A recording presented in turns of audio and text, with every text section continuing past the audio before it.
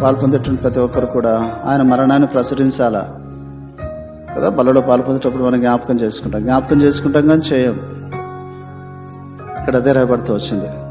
ఆయన మన జీవితానికి అధిపతి ఆయనే, మన ఆత్మల కాపరి ఆయననే, మన రక్షించింది ఆయననే, కొనసాగించేది కూడా ఆయననే, మన విశ్వాసాన్ని కొనసాగించేది ఆయననే. ఎబ్రీ రాసిన పత్రికలో మనం 12వ అధ్యాయంలో 1-2 వచనంలో చూస్తాం.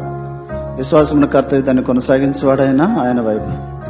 ఎప్పుడు విశ్వాసం కలుగుతుంది కదా మనకు తెలుసు. అనునిత్యం దేవుని యొక్క సత్యమైన యేసుక్రీస్తు ప్రభు వారి యొక్క వాక్యమును చదివితేనే సాధ్యమవుతుంది. వినటం వలన విశ్వాసం కలుగును, అది క్రీస్తుని గురించిన మాటల వలన కలుగును. ఆ మాటలే సత్యము. యోహాను సువార్త 17వ వచనంలో మనం చూస్తూ ఉంటాం, నీ వాక్యమే సత్యము. సత్యమందు వారిని ప్రతిష్ఠించు ప్రభువా, సత్యమందు ప్రతిష్ఠించబడిన మన జీవితము.